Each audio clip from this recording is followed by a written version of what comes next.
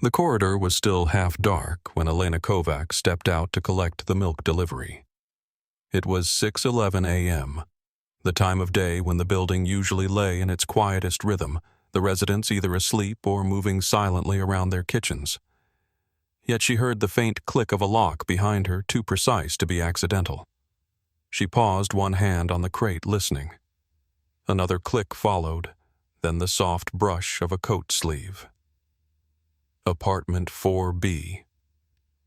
The unit had been officially vacant for 9 months, the key sealed in an envelope inside the building office.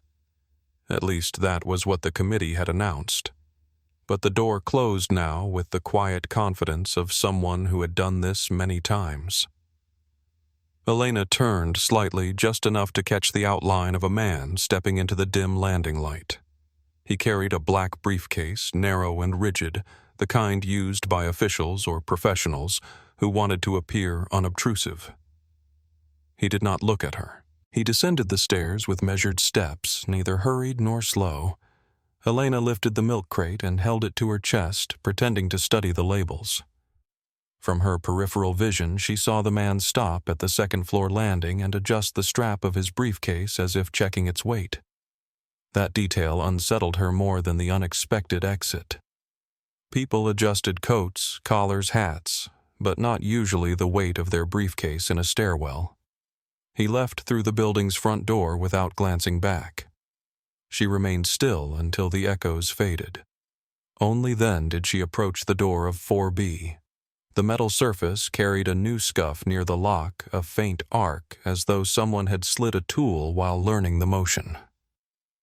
Elena touched the mark lightly, feeling its roughness. She told herself it might have been there before, but the texture felt too new, too bright against the worn enamel. A low hum reached her through the door, the kind of sound old refrigerators made when laboring at the wrong frequency. But 4B had no refrigerator.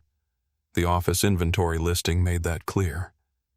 She stepped back, suddenly aware of how exposed she was, alone in the corridor, with only the hum and the scuff marks as companions. She walked toward her own apartment, her slippers whispering across the cold tile. Inside, she set the milk on the table. The quiet of her kitchen felt heavier than usual. She opened the newspaper but did not read a line. Her thoughts returned to the moment the man paused on the landing. Not a neighbor she recognized. Not a visitor she saw arrive. Someone in the building before dawn with a key that should not exist. By late morning, she found herself at the window overlooking the courtyard, watching the building entrance. If he returned, she wanted to see whether he carried the briefcase again. She waded through the usual sequence of sights, 2 school children tugging at their coats, the carpenter from 1A smoking while checking his watch, the woman from 3C struggling with grocery bags. But no sign of the stranger. At midday, she stepped into the corridor again to check the mailbox. The hallway still held the faint trace of the morning's cold air, a kind of metallic chill that clung to old plaster. Elena paused at 4B. The hum had disappeared. She leaned closer, listening. Silence. She tried the handle, not turning it, only testing for movement. It was firmly locked. She felt a brief surge of embarrassment for her curiosity. People occasionally used vacant units for temporary storage. Committees approved these things informally. But if that were true, why the secrecy? Why the early hour? And why the hum that now had vanished the moment she listened for it? That evening, as she returned from the bakery, she saw a thin line of dust in front of 4B's threshold, disrupted by a single set of footprints. They led toward the stairwell, precise and solitary. Something small glittered in the dust. Elena crouched and brushed aside a few grains until a tiny metal shaving lay revealed no longer than a fingernail. It looked like a fragment from a tool Bright recently worn. She carried it between her fingers all the way back to her apartment. Only once inside did she set it on the table beside the milk bottle she had opened that morning. The fragment gleamed faintly even in the low light. She could ignore the scuff marks, the hum, the footprints, perhaps even the man himself. But holding that small metal shaving, she felt the first quiet certainty that something had shifted in the building, something not meant to be seen by a neighbor collecting milk at dawn. She folded the evening paper, but did not read it. Her gaze returned to the door. The corridor outside remained silent. Yet she sensed the shape of a story forming its edges, sharp, its contents hidden behind a locked door that should have held nothing at all. The following morning arrived with the same gray stillness that usually pressed against the building's windows. Yet Elena felt its texture differently now. She woke before her alarm, listening for the faint shuffle of activity in the corridor. Nothing. Only the distant clatter of pipes warming for the day. She rose quietly, crossed the room, and opened her door just wide enough to peer into the dim landing. No footprints today. No briefcase. No motion at all. But at 6:14 a.m., a sound cut sharply through the stillness. The telephone on the floor below rang twice and fell silent. It was the apartment belonging to the retired machinist, a man who rarely answered on the first try. Elena leaned forward, waiting. After several seconds, the phone rang again, once this time, then stopped. The pattern repeated itself after a long pause. 2 rings, silence, 1 ring. She stepped back into her flat and closed the door quietly. Her own telephone sat on the small table beneath the window. She glanced at it, not expecting it to ring, but still feeling a tension rise at the possibility, as though all the phones in the building might be connected by something other than wiring. Instead of touching it, she turned to her notebook, the one she used to track household expenses. She wrote down the time and the pattern of rings, noting it with the same calm she reserved for shopping lists. Later, while collecting her mail, she paused again at the door of apartment 4B. The silence behind it seemed absolute. She waited, almost expecting the unexpected hum to return, but nothing broke the stillness. A draft from the stairwell brushed her arm. The temperature difference reminded her of the extra electricity she had felt the night before, as though something had been running in that room for hours. When she opened her mailbox, an unmarked envelope slid forward, lighter than a letter folded only once. The paper was thicker than ordinary stationery, cream-colored with a faint grid texture pressed into it. On the front, instead of a name, was a small symbol drawn in pencil, a plain square tilted slightly, its edges uneven. She turned the envelope over. Blank. No stamps, no adhesive seal, only a subtle crease that suggested someone had folded it in haste. Elena hesitated before opening it. The corridor behind her was empty. She slipped the envelope into her coat and returned to her apartment. Only when the door closed behind her did she unfold the paper. The contents were a single sheet torn from a notebook bearing a row of numbers: 41, 12, 41, 7. Nothing else. The numbers meant nothing to her. They did not match apartment numbers, phone extensions, committee forms, or even street addresses she knew. But the square symbol, she had seen it twice in the past month on small slips of paper that appeared briefly on the notice board before being removed by unseen hands. She pressed the envelope flat against the table, studying the faint pressure marks left by its previous folds. The afternoon passed with its usual rotation of footsteps, voices, the occasional thump of someone moving furniture. But Elena's awareness lingered on the paper, the numbers, the strange quiet of 4B. She tried to lose herself in housework, but each small noise drew her attention back to the hallway. At one point, while dusting the bookshelf, she froze somewhere on the floor above a faint hum began again low and irregular. It lasted only a minute before cutting off sharply.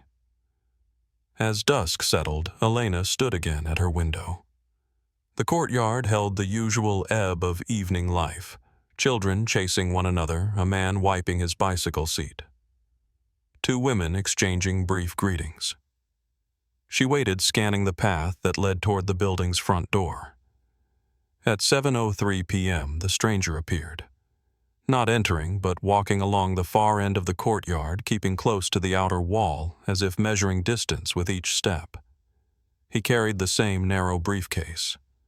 Under the fading light, she could see the shape of his coat, heavy wool with a collar turned up. He never raised his head toward the windows.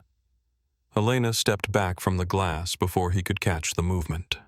She breathed slowly, counting to 10 before approaching again. By then, he was gone, leaving only the courtyard's usual stillness. She turned off the lamp and reached for the envelope with the square symbol. She had not intended to keep it. Her first instinct had been to throw it away. But the numbers on the page drew her back the way patterns sometimes did, surfacing gradually like submerged shapes in water. She folded it neatly and placed it inside her notebook. When she lay down that night, the building seemed quieter than usual. Too quiet. She waited for the phone pattern, but it did not come. She listened for the stairwell hum, but it remained absent. Instead, she heard her own breath steady and unbroken, and wondered whether silence itself could be a kind of message. By the third morning, Elena no longer expected the building to behave as it once had. She woke early again, not from noise, but from anticipation, as though the walls themselves carried a quiet tension. The corridor outside her apartment was deserted when she checked it. No footprints, no briefcase, no trace of the stranger from 4B. Yet the air held a faint, metallic odor, something sharper than the usual dampness of the stairwell. She moved slowly down the hall, stopping once more at the door of the vacant unit. Nothing stirred inside, but a thin line of plaster dust lay at the base of the doorframe, as though someone had disturbed the wall from within. She crouched, running a fingertip across the dust. It clung to her skin, chalky and fine. She stood again and walked toward the window landing on the third floor. The view allowed her to see the courtyard from a slight angle. If the man returned at dawn, this spot would reveal his path. Today, however, only the delivery boy hurried across the empty yard, shoulders hunched against the cold. She watched until he vanished through the gate. The hum that had troubled her earlier in the week returned just after breakfast. This time it came intermittently, rising and fading like a machine misfiring. Elena placed her ear against the shared wall between her kitchen and 4B. The vibration traveled faintly through the plaster. Something small mechanical was operating behind that wall. When the hum stopped, she decided to investigate the heating pipes again. The building was old, and many apartments had makeshift repairs. She walked into the corridor carrying a small towel in case anyone questioned her presence near the wall. At 4B, she knelt by the lower pipe, pretending to check for leaks. The screws holding the heater panel were mismatched, 2 old brass screws and 1 newer steel screw, its head unblemished despite the worn paint surrounding it. That single clean screw stood out like a fresh wound on old skin. She brushed the towel along the pipe and felt the faint warmth of activity different from the usual heating schedule. The vibration she sensed was not from the building's system. As she wiped the pipe, something caught her eye, a folded piece of paper wedged behind the vertical segment of the heater. She glanced down the corridor empty, then slipped the paper free. It was a photograph slightly bent at the edges. In it, a man stood near the rear gate of the courtyard speaking to a woman whose face was turned away. The man she recognized even from the grainy angle, the stranger from 4B. The woman's coat had a pattern of buttons she had seen somewhere before. She slid the photo into her sleeve. Returning to her apartment, she laid it flat on the table beside the envelope containing the string of numbers. The 2 objects felt connected in ways she could not yet define. She examined the photograph closely. The man's posture was careful, angled just enough to obscure his face, yet the shape of his shoulders and the dark briefcase were unmistakable. The woman stood stiffly as though waiting for a signal. Elena tilted the photo toward the light. A faint shadow ran along the lower edge, a blurred line suggesting that something had been cropped or cut away. Perhaps the original included another person, a different scene. She wondered who had taken it. A resident, a visitor, someone who wanted her to find it.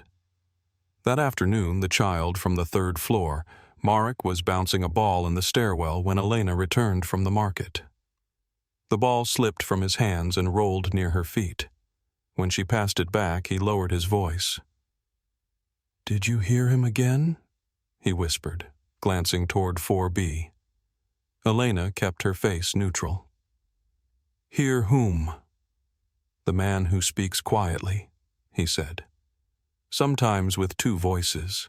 One is deep and slow like he's thinking. The other is quick like he's talking to someone far away." She felt a chill. "You shouldn't listen at doors, Marek." "I don't," he replied defensively. "It comes through the pipes." Before she could respond, his mother called him inside. He disappeared into their apartment, leaving Elena staring at the stairwell. Pipes carried many sounds in the building, water, heating, even conversations from other rooms. Yet Marek's description carried a peculiar precision. Two voices, slow and quick, as though someone were switching between languages or rehearsing coded phrases. That night she could not bring herself to sit at the window. Instead, she examined the heater panel again, considering whether she should remove the newer screw.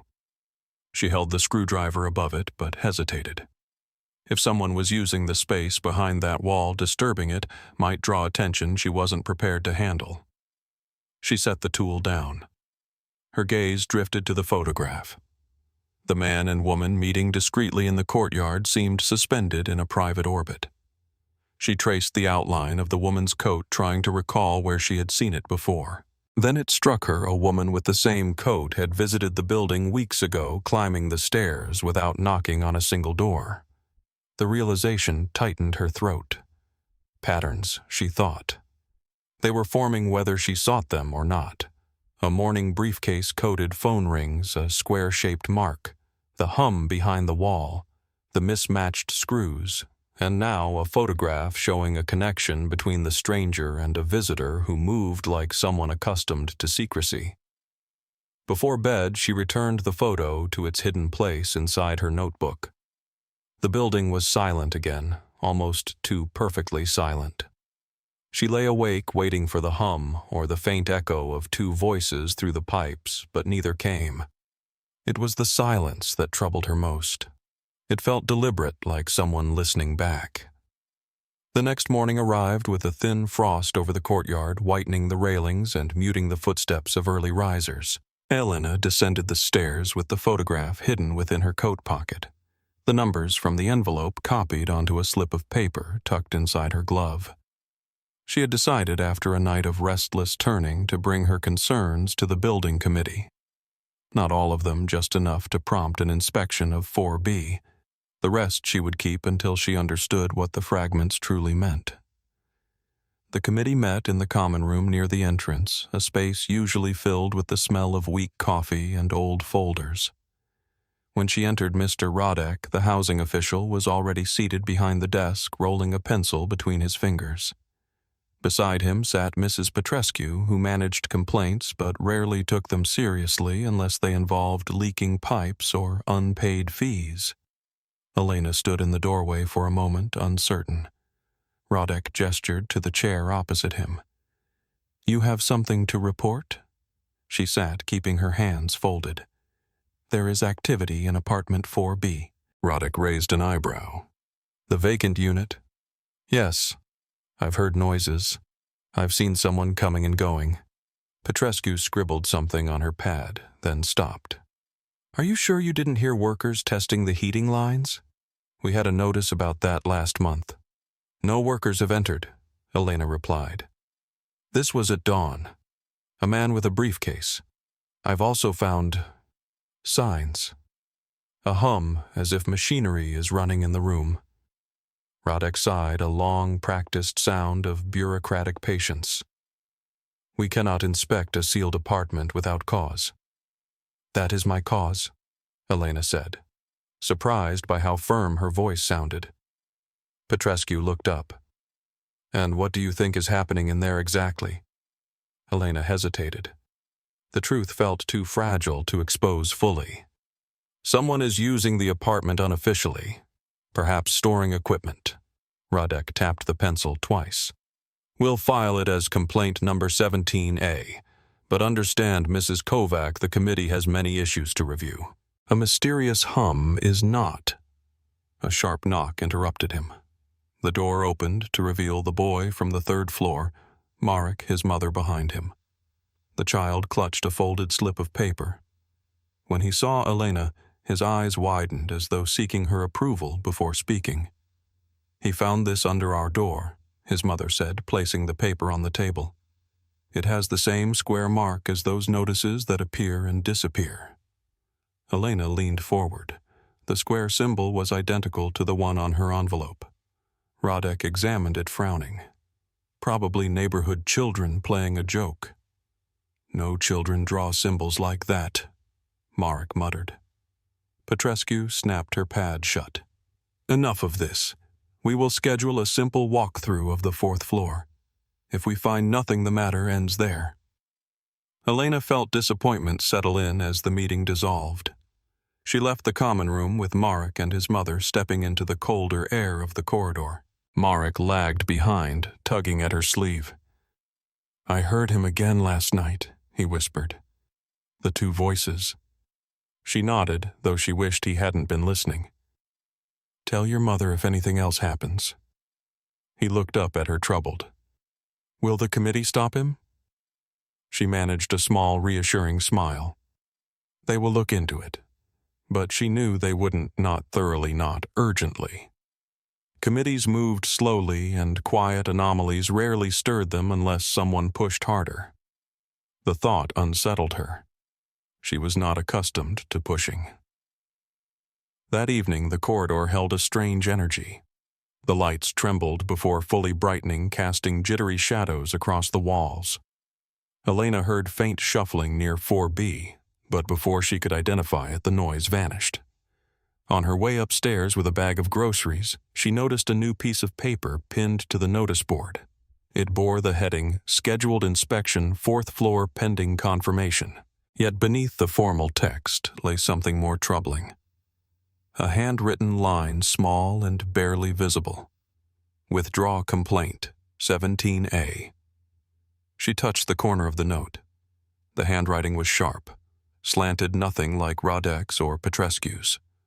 A warning, or an instruction. For her, for anyone watching. When she reached her apartment, she placed the groceries down and leaned against the wall, breathing slowly. She took the photograph from her pocket, studying it with new urgency. The woman's coat, the stranger's briefcase, the meeting by the gate. Each detail felt heavier now, connected by threads she could not yet trace. Later that night, she heard footsteps outside her door. Calm, deliberate, as though someone walked slowly past each apartment. She waited, scarcely breathing. The footsteps paused near 4B. A soft click followed metal touching metal like a latch being tested. Then silence. Hours later, she found herself awake again, this time by the faintest sound drifting through the pipes. Not the usual hum, not the two voices Marek described, but something subtler. A quiet, repeated tap measured like someone signaling through the walls in a code only they understood. She lay still, listening as the building held its breath, and wondered who the message was meant for and who was meant to hear it. The inspection notice, pinned, amended, and quietly threatening, lingered in Elena's mind for the rest of the night. By morning, she felt the weight of it pressing against her ribs. She dressed more carefully than usual, choosing a dark wool skirt and a cardigan with deep pockets, as if layers of fabric could protect her from whatever scrutiny might follow. At 10:00 a.m., the building committee arrived for their informal walkthrough. Radek carried a clipboard. Petrescu wore a look of bureaucratic severity meant to discourage questions. 2 maintenance workers accompanied them, holding a ring of keys that jingled with purposeful authority. Elena followed at a distance, pretending to sweep the landing. When they reached 4B, the group paused. Radek consulted his list. Unit sealed. Last recorded access 9 months ago. Reason water damage repairs. "That's not correct," Elena said quietly. He glanced at her. "It is what the file states, but those repairs never happened." He ignored her, motioning to the maintenance worker to unlock the door. The key slid in smoothly, too smoothly for a lock supposedly untouched for 9 months. The door opened with a soft internal release like a latch recently oiled. The apartment beyond was dim, lit only by the weak daylight filtering through half-drawn curtains. Dust lay in a thin layer across the floor, but something about its distribution was wrong. An uneven patch near the far wall, a subtle outline where a heavy object had sat recently. Petrescu stepped inside first. Nothing unusual here. Elena entered cautiously, her gaze drawn to the heater panel. The mismatched screws gleamed under the pale light, the new steel one out of place among the old brass. The panel itself bore faint indentations along its edge. Radek approached the kitchen counter, riffling through a stack of papers clipped to his board. "Our records show the unit underwent structural checkups in April and June," he said. "That's impossible," Elena replied. "No workers came here. I would have heard them." Radek held up the documents. Inspection forms signed and stamped. Elena stepped closer. The papers were indeed stamped, but the ink tone differed across pages. Some signatures appeared too neat, as though copied from older documents. She reached out, pointing. This date, April 19th. The building had no water supply for half the day. No inspector would have been here. Petrescu frowned. "Are you suggesting the paperwork is forged?" "I'm suggesting it doesn't match reality." One of the maintenance workers called out from the living room. "Something odd here." He pointed to a faint rectangular outline beneath the window ledge, like a piece of furniture was moved recently. Radek shot Elena an annoyed look as if her presence were causing complications. "Residue from old tenants," he muttered. Elena crouched by the heater. Her heart quickened. The panel's lower edge held a tiny smear of oil fresh enough to shine faintly. She reached for the brass screw, testing it. It wobbled. The steel screw beside it, however, was tightly fixed. Before she could examine further, footsteps sounded in the corridor. A woman entered the doorway, her presence unexpected. She wore a long coat with the distinctive pattern of buttons Elena had seen in the photograph. The woman scanned the room with cool detachment, her gaze pausing momentarily on Elena.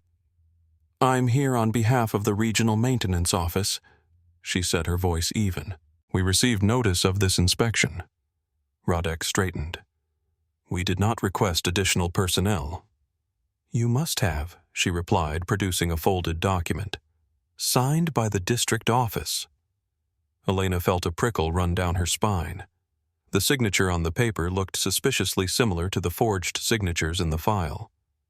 The woman stepped further inside, surveying the heater panel. Her fingers briefly brushed the new screw, almost as if checking whether someone else had disturbed it.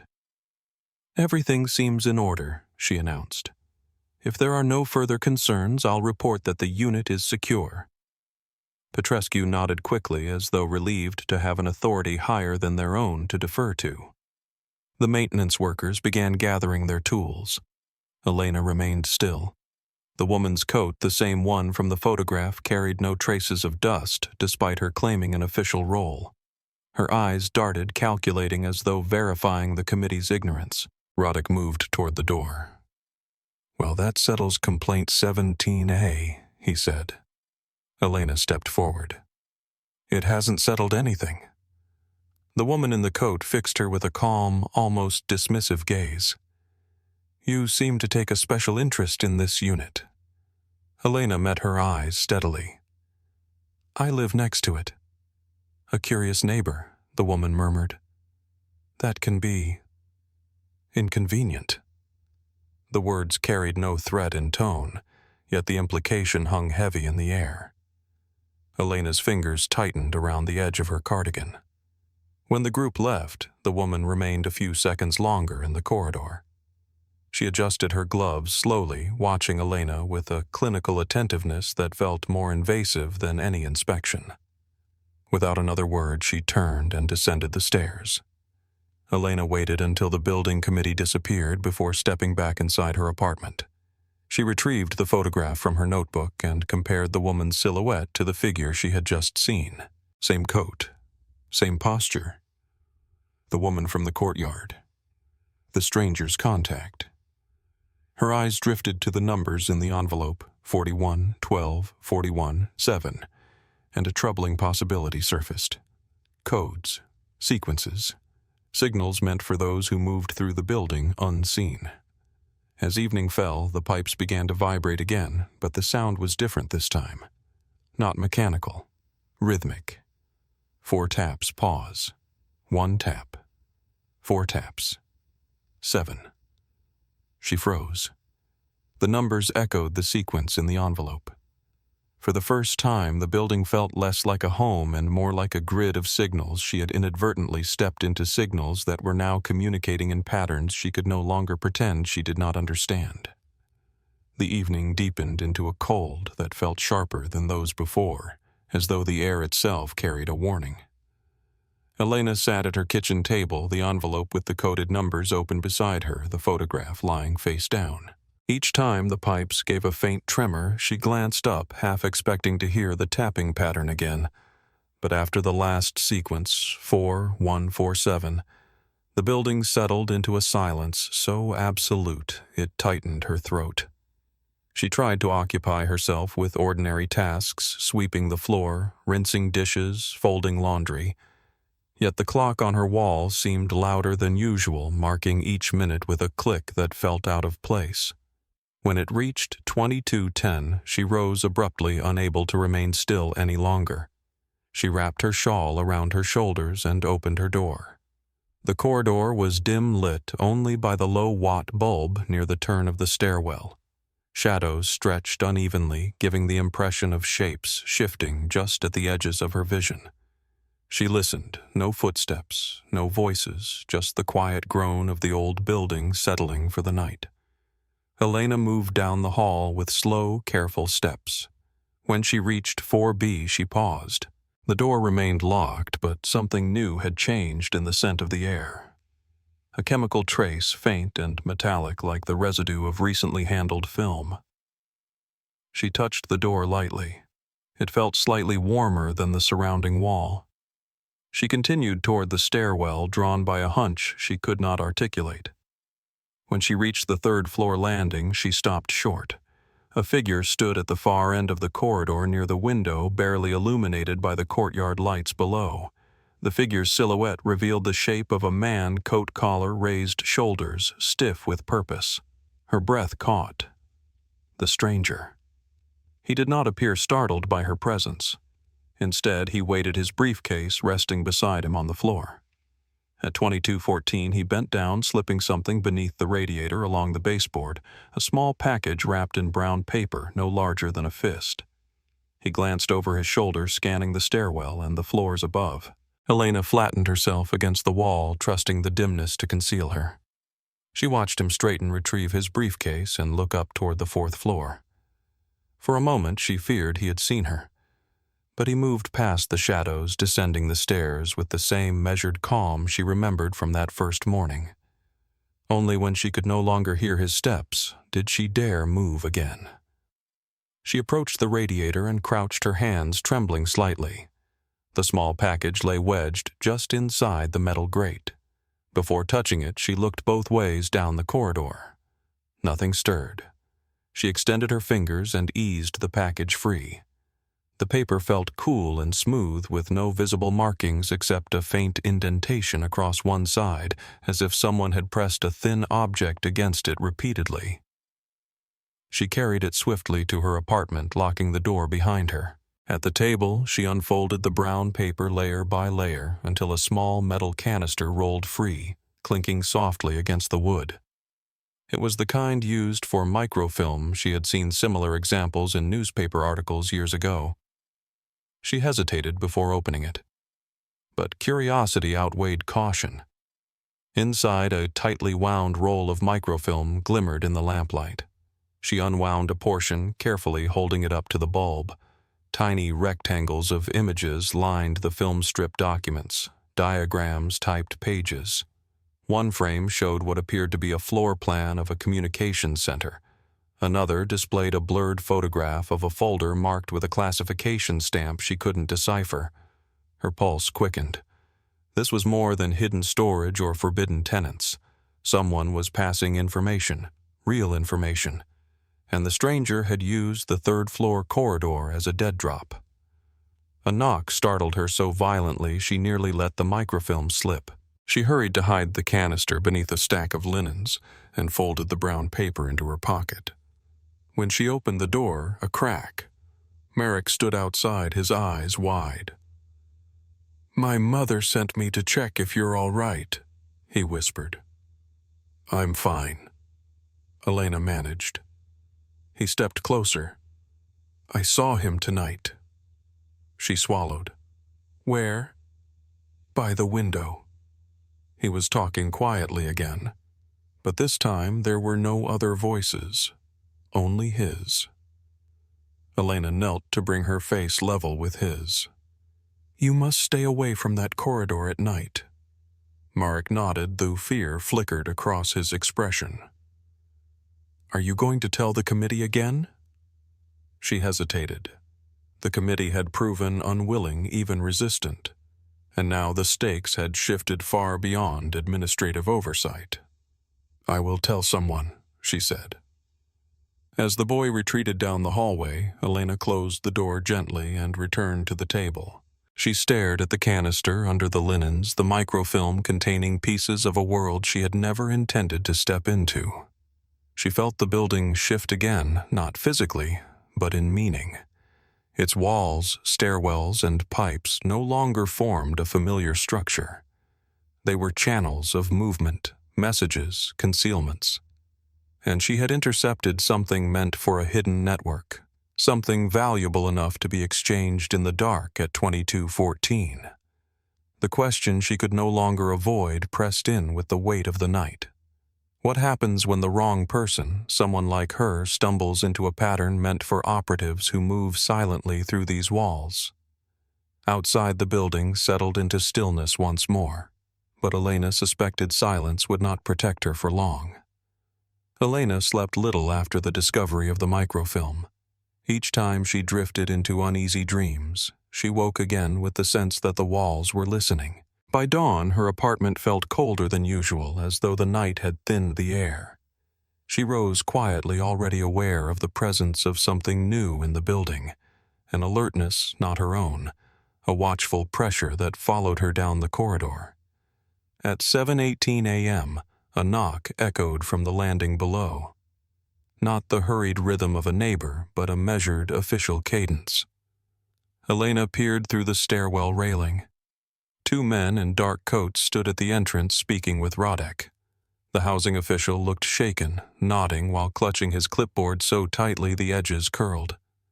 She descended a few steps, feigning interest in the mailboxes. The taller of the 2 men scanned the notice board before asking complaint number 17A, filed by resident Kovac. Elena stilled. Radek cleared his throat. A minor issue, likely a misunderstanding about noise. The man's eyes followed the corridor toward the staircase leading to the upper floors. "Noise doesn't prompt a symbolic warning note," he said, "or a withdrawn inspection request." Elena's heartbeat quickened. She stepped fully into view, forcing composure into her posture. "I'm Mrs. Kovac." Both men turned to her. The taller one spoke first. "We're from the district security office. A routine matter, but your complaint requires verification." Radek shifted uncomfortably. "There is no need to escalate." "It has already been escalated," the man replied flatly. Elena nodded. "I can show you what prompted my concern." The men exchanged a brief glance, then gestured for her to lead the way. She took them to the 4th floor, conscious of the tension gathering with each step. At the door of 4B, she paused. The hum from within had returned faint, irregular, as though some device operated behind the wall. "I heard this," she said quietly. The shorter officer put his ear to the door. "There's equipment running in there." Radek began sweating. We were told the unit was sealed. The maintenance records..." The taller man cut him off. "Your maintenance records don't match district filings. We'll address that separately." They tested the lock. The key provided by the committee no longer worked. One officer produced a small tool and pressed it into the lock with practiced ease. The door gave way with a soft click. Inside the apartment appeared unchanged from the previous inspection, but something felt different. A faint draft passed through the room despite the windows being closed. The heater panel, which Elena had examined days earlier, now bore a smear of oil across 2 screws instead of 1. Elena kept her hands clasped behind her back, steadying herself. The taller officer knelt inspecting the floor near the window. Recent tracks. Heavier box moved. Roddick hovered in the doorway. But we found nothing before. It was empty. The officer stood brushing dust off his gloves. You were meant to find nothing. Elena felt a chill. There's something else. The officers turned to her. I've heard tapping through the pipes. A sequence. 4147. The shorter man froze. Recognition pattern. Used for confirmation of safe passage. Roddick blinked in confusion. Safe passage for whom the taller officer answered without looking at him. For someone who isn't supposed to be here. Before more could be said, a sudden echo rang from the stairwell, a faint metallic noise. Then the unmistakable shift of weight on the steps. The officers moved instantly, one standing by the door, the other peering into the hall. Elena held her breath. Footsteps descended from the floor above, light deliberate stopping at each landing as though gauging surveillance. Then the sound receded, moving downward toward the building's exit.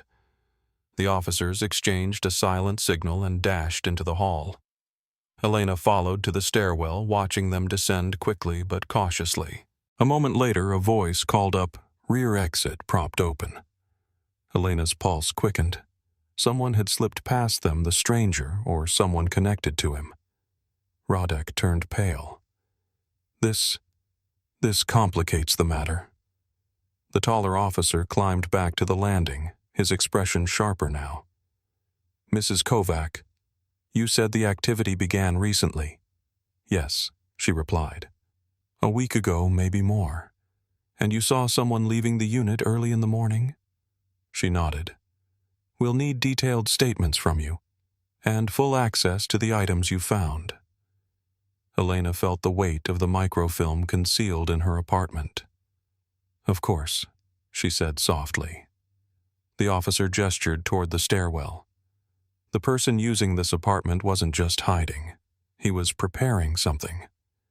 Movement patterns, coded signals, contact exchanges.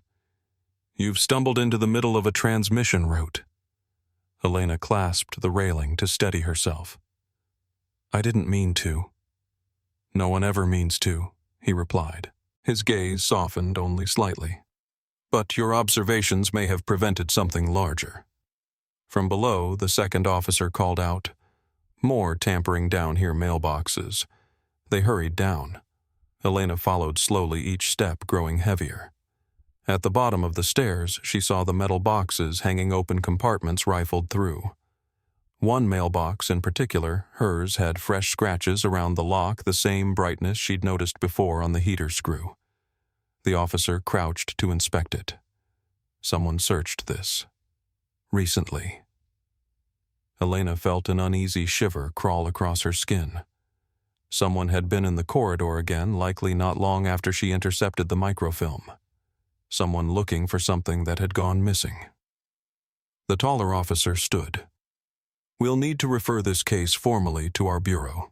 For now, stay alert. And do not speak to anyone about what you've found, not neighbors, not committee members. Elena nodded. The hallway lights flickered, dimming for a moment before stabilizing. The building seemed to hold its breath again, as if adjusting to the presence of new forces moving through its stairwells. As the officers left, Elena lingered near her mailbox. The lock looked frail now, inadequate against the intentions of someone who moved so confidently through the building's shadows. She closed her hand around the key. The quiet neighbor had become visible, and visibility in this building carried consequences. The security officers returned twice over the next 2 days, each time asking Elena for clarifications when the tapping had begun, how often she'd seen the stranger, whether any visitors besides the woman in the patterned button coat had appeared on her floor. Elena answered carefully, concealing the microfilm unless they explicitly demanded it. She wanted to understand its contents before handing it over, though she knew this caution carried its own dangers. By the third morning, the building had fallen into a tense quiet. No children played in the stairwell. No radios leaked faint music through thin walls. Even the committee members seemed to avoid lingering in the corridors, as if uncertainty had settled over the floors like winter fog. Elena spent the day listening for footsteps outside 4B. Nothing came. But at 16:42, the air shifted an instinctive recognition she couldn't explain. She looked up from her sewing machine, heart tightening. Moments later, someone knocked on her door. She froze, waiting. Another knock followed, soft, measured. She opened the door a crack. A man wearing a dark green work jacket stood in the corridor holding a heavy tool bag. His hair was trimmed short, his boots dusty but clean. The patch on his jacket read District Maintenance, though the stitching looked newer than the fabric. He nodded politely. "Routine inspection," he said. "Heating system check. All fourth-floor radiators." Elena's grip tightened on the doorknob. "There was an inspection last week." He raised the clipboard in his hand without glancing at it. "Follow-up authorization. Orders from the regional office."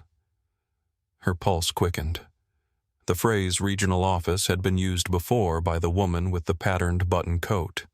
It had sounded then like a cover, not a verification. "I wasn't informed," Elena said. "You don't need to be," he replied calmly. "It's building procedure." His tone was cordial, but something in his posture, still deliberate, felt rehearsed. He waited. She stepped aside, reluctantly allowing him inside. He entered with controlled ease, studying the room without turning his head fully. He lingered near the heater. "How long have you lived here?" he asked casually. 27 years. Ever had trouble with the pipes?" She hesitated. "Occasionally." He crouched by the radiator and began unrolling his tools. Wrenches, screwdrivers, a coil of wire, and a small metal probe, the last too sophisticated for simple building repairs. Elena watched his hands. They moved with precision, not the fumbling efficiency of an ordinary repairman. "Any strange noises lately?" he asked. Her breath caught. "No more than usual." "You seem certain." She forced herself to keep her expression neutral. "I would know." His response was soft, thoughtful. He tapped a section of the pipe, listening. Then he moved to the wall they shared with 4B, placing the metal probe against the plaster. A faint click sounded from the probe. Elena stiffened. He looked at her with mild curiosity, though his eyes carried none of the warmth his tone attempted. Pipes shift, expand, contract. But sometimes the wrong kind of vibration comes through. She swallowed. "Wrong kind?" The man smiled faintly. "Signals, echoes, patterns." Her heart hammered once sharply. He stood brushing dust from his jacket, though none clung to it. "The apartment next door sealed yes. But I've heard it's been problematic." She said nothing. "People often notice things," he continued, "especially attentive residents." His gaze drifted to her sewing machine, to her stacks of neatly folded linens, lingering perhaps a second too long. Observant people. Elena felt her lungs tighten. "Are you with the maintenance office or something else?" He didn't answer immediately. Instead, he returned his tools to the bag with silent efficiency.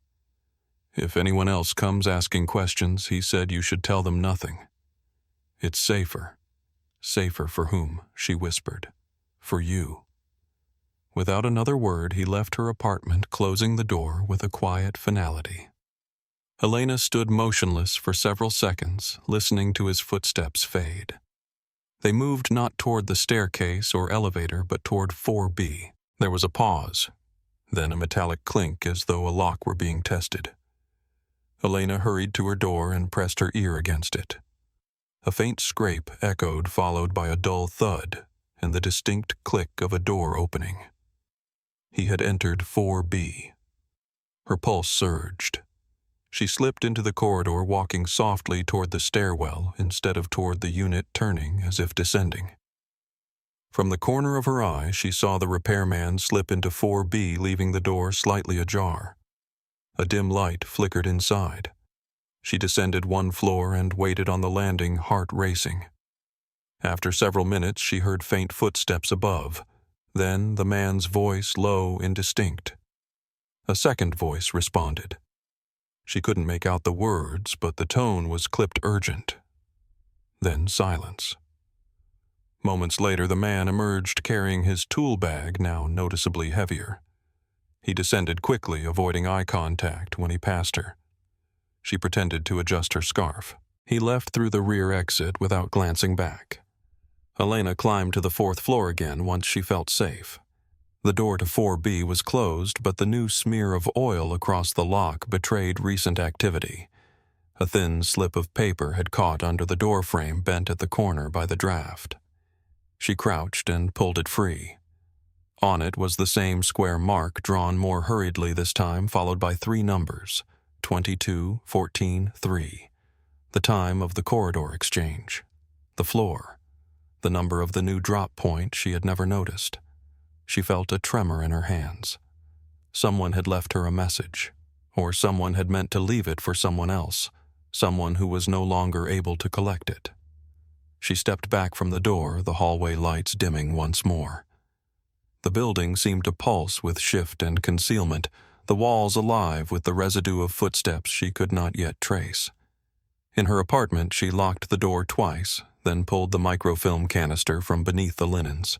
She set it on the table, realizing with a quiet certainty that the false repairman had been searching for this. And now he knew someone else possessed it. She closed her eyes, steadying her breath. The quiet neighbor had crossed a threshold she could no longer retreat from, and the building was no longer waiting. It was responding. The security officers returned early the next morning, but something in their manner had changed.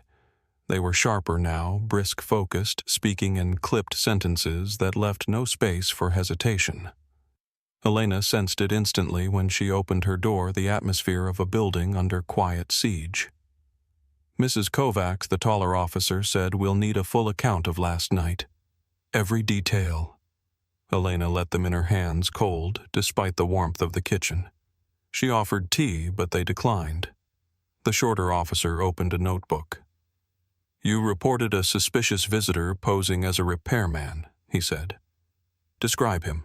She did the dark green jacket, the nearly new district maintenance patch, the 2 clean boots. The metal probe. His calm, rehearsed demeanor. His warning. The taller officer exchanged a look with his colleague.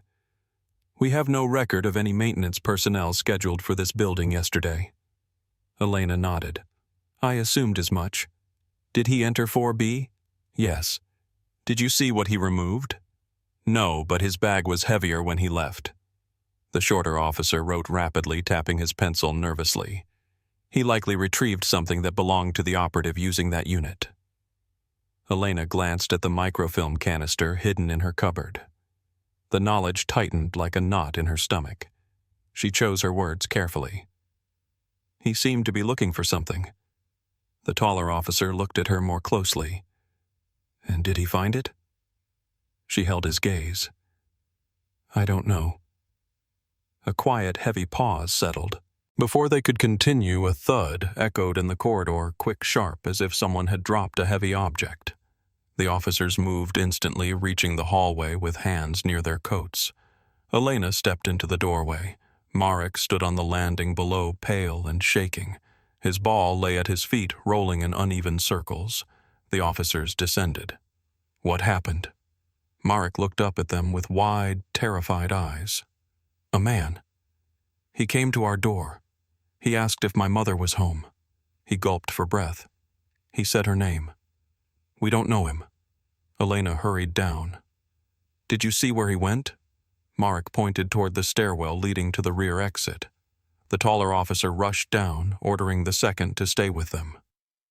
The building fell into tense silence again, broken only by the distant slam of a door. The remaining officer knelt beside the boy. "You did the right thing telling us. We'll speak with your mother." But Marek's voice wavered. "I saw him again later, at the window. He didn't look angry. He just watched." Elena felt a cold ripple climb her spine. Hours later, interviews began in earnest. The officers moved from door to door, questioning neighbors. Some answered reluctantly, others with suspicion, and a few with feigned ignorance. Elena watched from the stairwell as Mrs. Petrescu insisted she heard nothing unusual and declared that Elena always imagined things. But Elena noted the tremble in her hands. When the officers spoke to Marek's mother, her voice shook visibly. "We thought it was someone from the committee," she whispered. "He knew our names, our routines. He asked about who does the cooking, who leaves early for work. Things no stranger should know." The officers wrote quickly. Did he have a uniform? No, but he held a folded paper. He said it was authorization. Elena's breath caught. The false repairman had carried similar papers, documents that could pass casual inspection, but with forged signatures. As the officers continued questioning residents, whispers rippled through the building. Doors cracked open. Eyes followed Elena with new wariness. She felt exposed now, no longer the quiet neighbor blending into the rhythm of ordinary days. Near dusk, Radek appeared sweating and defensive. "I don't understand why the building is under scrutiny," he said to the officers. This was a private matter, a noise complaint, nothing more. The taller officer confronted him. "Your inspection files were altered, several signatures falsified. Apartment 4B's access logs tampered with. Do you deny this?" Radek faltered. I only stamped what was sent to me. I don't check every detail." Elena watched him crumble under their questioning. She had known him for years, a man of mediocre authority, content to follow instructions without thought. But now she saw him as something more dangerous, a gatekeeper who never questioned which hand slipped him documents or why. When the officers finished interviewing the last resident, they returned to Elena's apartment. Mrs. Kovac, the taller officer, said, closing the door behind them, "The situation has escalated." She nodded. "I sensed that." He studied her expression. "Someone in this building is helping the operative. Whether knowingly or through manipulation, we don't yet know." "Is the operative still here?" she asked softly.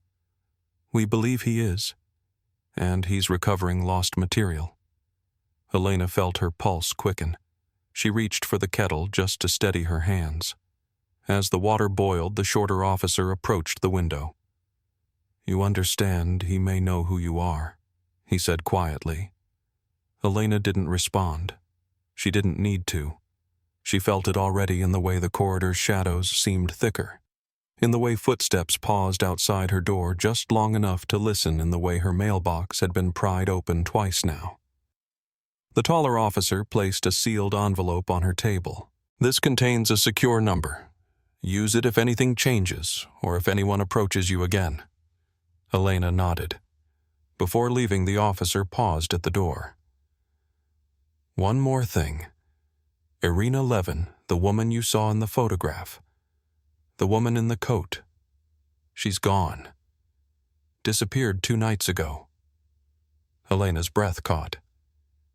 Disappeared, vanished, and she wasn't supposed to. When the officers left, the building seemed to darken with their absence. Elena extinguished the kitchen light and sat in the stillness, hearing only the faint groan of old pipes behind the walls.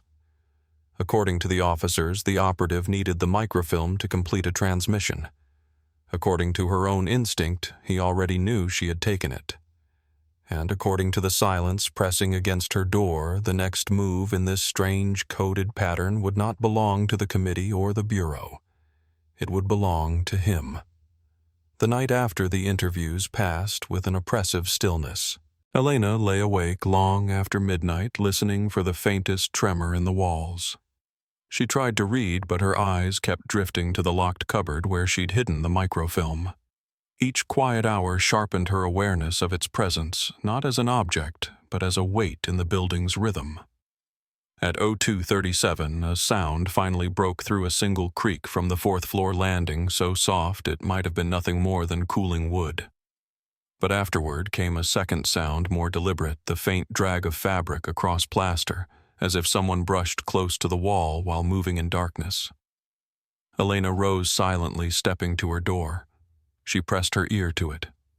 A slow exhale, not her own. She waited until the presence shifted away, footsteps fading. When she could no longer hear anything, she forced herself back to bed. But sleep never came. By morning, the building's quiet had grown brittle. When Elena stepped into the hallway, she sensed fear woven into the air. Doors cracked open a sliver, then shut quickly. Neighbors pretended not to recognize her.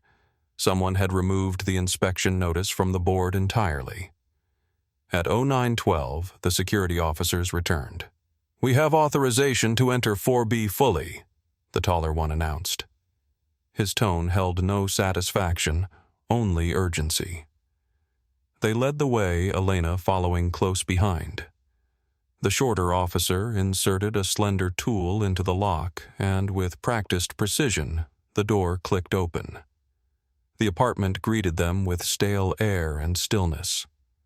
But today, something was different. A faint, sharp scent hung in the room, chemical recent. The officers spread out. Elena remained near the door, her gaze fixed on the heater panel. The mismatched screws were no longer mismatched.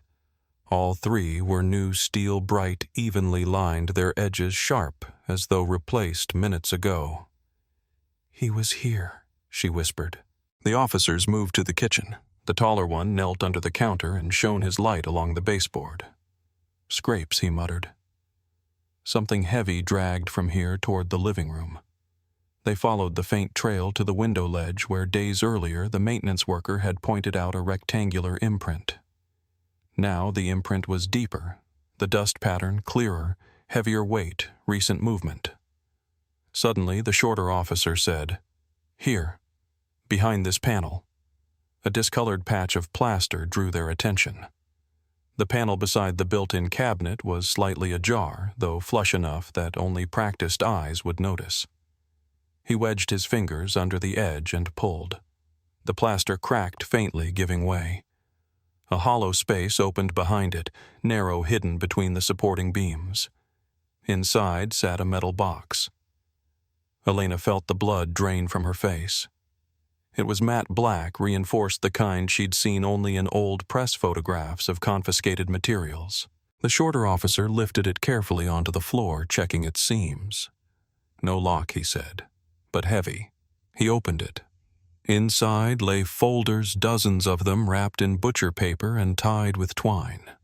Beneath those sat a stack of envelopes marked only with dates, and beneath the envelopes a layer of small tools, thin screwdrivers, a folding knife, a signal mirror, and a compact camera with its lens removed.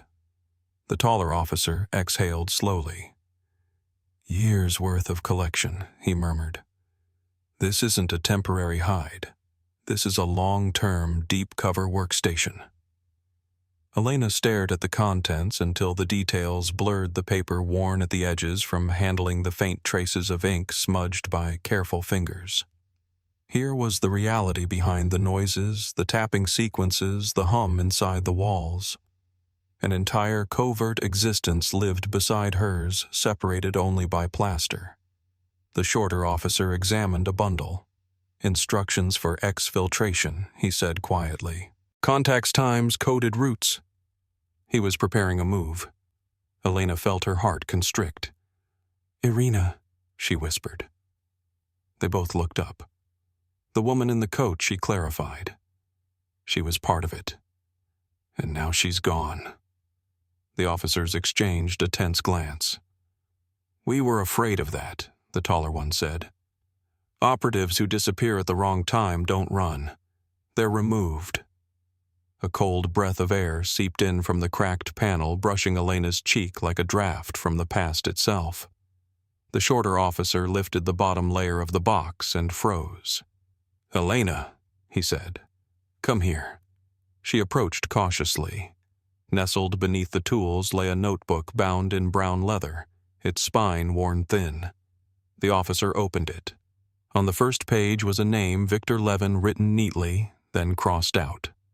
Below it another name in a different hand, Ivan Korolev. Beneath that, a list 4B, primary 4A, surveillance angle 3F, auxiliary 2C, alternate listener. Elena's breath hitched. Apartment numbers, observation points, and beside her own door, 4A, high reliability, high observation, keep monitored. The taller officer closed the notebook carefully. He's been tracking you. But why? Elena asked, voice trembling. Because you noticed him, the officer replied. Deep cover agents identify threats early. A neighbor who pays attention becomes an obstacle. Elena steadied herself against the wall. The truth felt like a weight pressing into her chest. All along she had assumed she was witnessing him. But he had been witnessing her too, mapping her routines, assessing her habits, deciding what she might see. A sudden crash sounded from the stairwell. The officers tensed instantly. Stay behind us, the taller one ordered. They rushed to the door. The corridor outside was empty, but Elena could hear footsteps above quick, purposeful, and then the faint slam of the roof access door. The shorter officer sprinted upward. The taller officer turned back to her. He's still in the building. Elena's pulse thundered through her entire body. She looked at the metal box, its contents spilling slightly onto the floor. A thin sheet of film. Another microfilm roll peeked from a torn envelope. He came back for these, she whispered. And now he knows they've been found, the officer said grimly.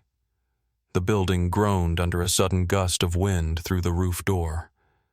Or perhaps it was not wind. Perhaps it was the sound of someone slipping through a final hidden exit, carrying with him the last piece of a life woven secretly through the walls. Elena realized something then. This wasn't the climax of the pattern. This was the point where the pattern doubled back, sharp, dangerous, unresolved. And the quiet neighbor was no longer a bystander. She was now a variable inside his calculations. The stairwell vibrated with the hurried footsteps of the pursuing officer fading upward toward the roof. Elena waited at the threshold of 4B, gripping the doorframe, her breath shallow. The taller officer scanned the corridor, then pulled out a radio from inside his coat. Subject is on the roof. Possible exfil attempt. Block rear exit. Repeat, block rear exit. A burst of static answered him. He didn't wait for confirmation. Mrs. Kovac, stay inside your apartment. Do not open the door for anyone. She nodded, but her feet refused to move.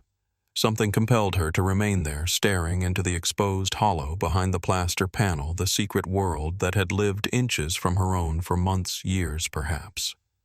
The metal box sat open like a wound, its contents scattered across the dusty floor. The officer hesitated before leaving. If he's still inside, he's cornered, he said. Cornered men do unpredictable things. Then he disappeared down the staircase. For a long moment, Elena stood motionless. The building around her seemed alive with shifting tensions, creaking beams, settling pipes, faint drafts slipping through unseen cracks. Yet beneath all that, she sensed something else, a presence. Not on the roof, not outside, nearby. A faint click echoed from the service corridor at the end of the hallway. Elena's pulse surged. She stepped backward instinctively, her heel brushing against a stack of old newspapers in 4B. The click came again this time, followed by a soft metallic scrape. She crouched behind the doorframe, watching the dim end of the corridor. The service corridor was rarely used, a narrow passage that led behind the building's laundry rooms and down to the basement. Its door was almost always locked. Tonight it stood slightly ajar. The scrape became a footstep, then another. A figure emerged slowly from the shadows. He wore no coat, only a dark sweater and trousers, his movements controlled but tense. His hair was disheveled, his breathing shallow. But there was no mistaking him. The man from apartment 4B, Victor Levin, if that was ever his name. He held nothing in his hands yet. His presence radiated an unnerving calm, the stillness of someone calculating every variable, including her. Elena's breath caught, and she pressed closer to the frame. He stopped a few meters away, tilting his head as if listening for nearby movement. His eyes scanned the hallway first toward the stairwell where the officer had gone, then toward Elena's apartment, then toward 4B, the open door, the exposed panel, the missing contents. A flicker, anger or fear crossed his face, breaking his composure for the first time. He stepped toward the unit with swift, precise movements. Elena retreated another inch, her fingers brushing the edge of the heater panel behind her. Victor entered 4B silently. He knelt beside the metal box, touching the folders and tools as though confirming what he already knew: someone had found everything. Someone had seen inside the life he'd buried. Elena watched him lift the torn envelope, the one containing the second microfilm. His jaw tightened.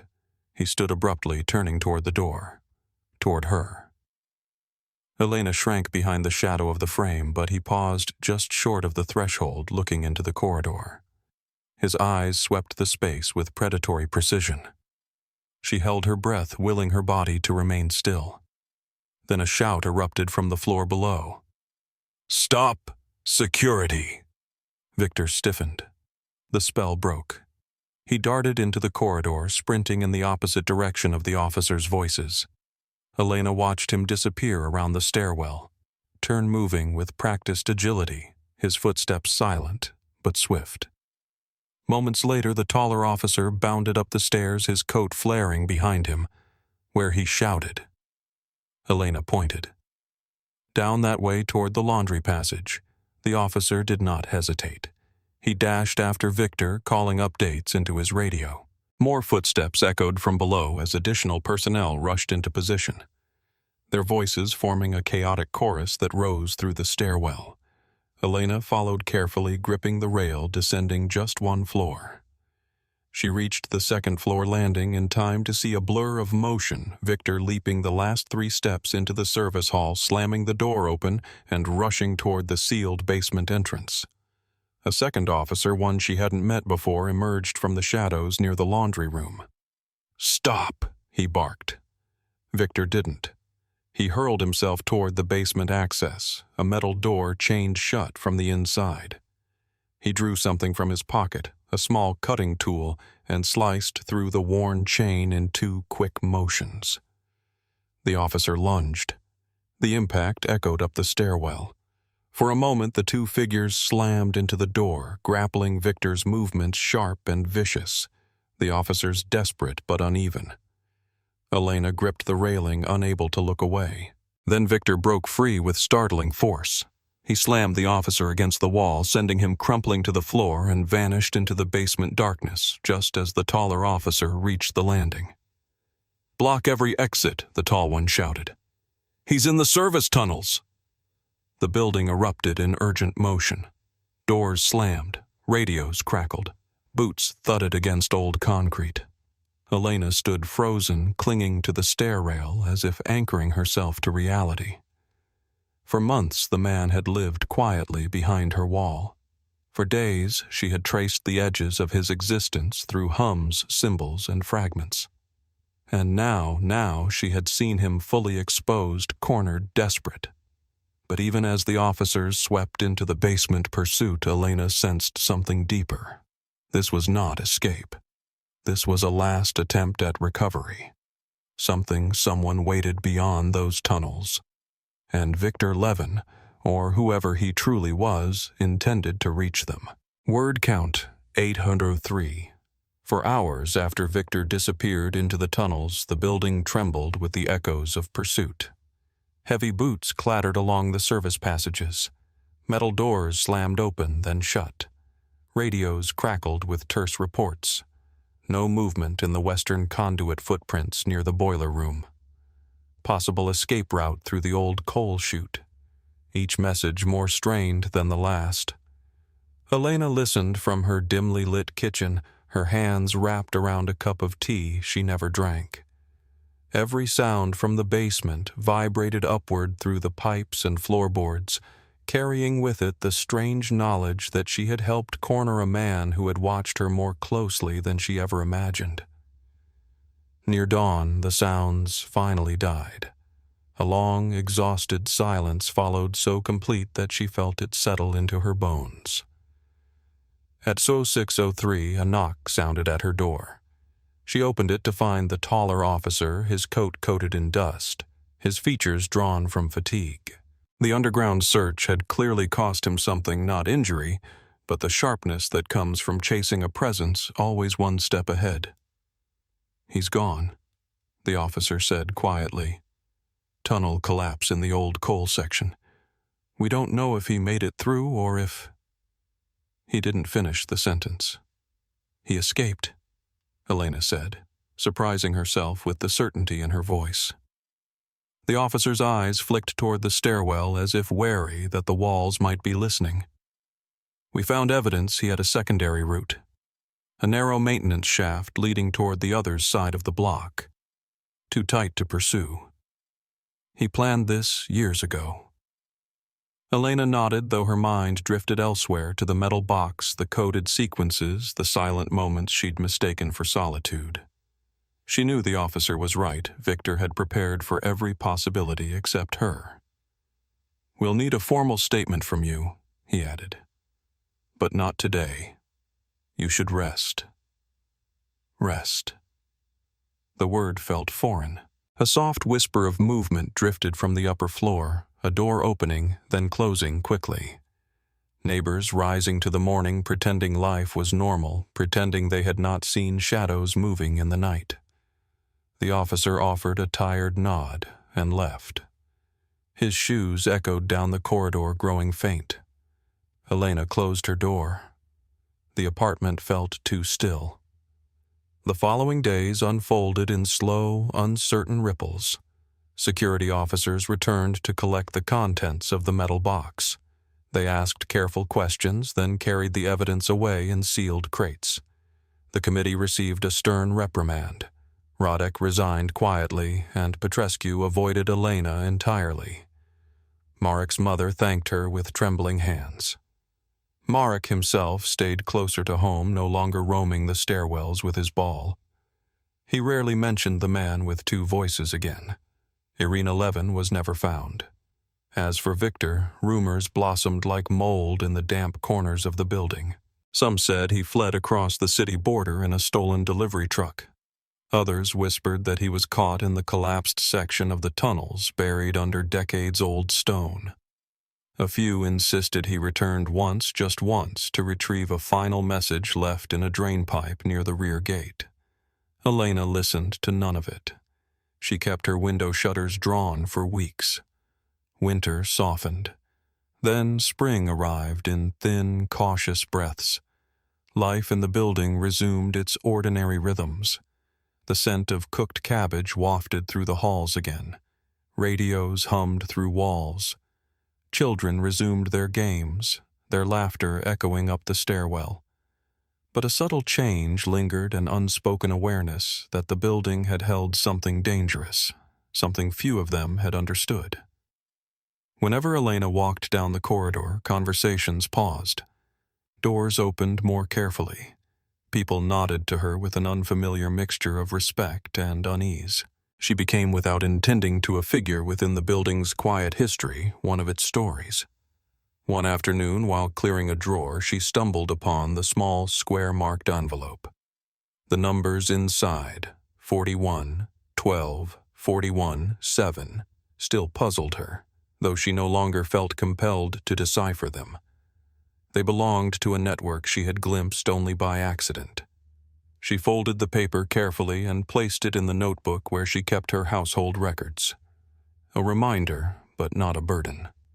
Later that evening, she walked to the courtyard, breathing the cool air. Children chalked shapes on the pavement, tracing crooked squares and circles. The sight made her pause. A single chalk square, tilted slightly, glowed faintly in the fading sun. For a moment, her heart tightened. Then she exhaled. Just a child's drawing. Nothing more. She returned upstairs, pausing at the landing outside her door. The corridor looked utterly ordinary. A frayed rug, a flickering light, the distant hum of someone's evening radio. Yet she knew what had once lived behind these walls, what had moved silently, watched carefully, concealed itself with precision. And she knew something else too. Not all stories end with resolution. Some end with silence. A silence that preserves, conceals, and protects. In the years that followed, Elena rarely spoke of what happened. The building slowly forgot, or pretended to. New tenants arrived. Old ones left. People lived, cooked, argued, raised children, all unaware of the secret world that once threaded through the pipes and beams. But sometimes, when the wind pressed against the stairwell windows, just so, or when a faint hum traveled through the heater pipes at night, Elena paused. She listened, not with fear, but with the knowledge that she had once seen the thin line between ordinary life and the hidden machinery beneath it, and she knew how easily one could step across it without ever meaning to.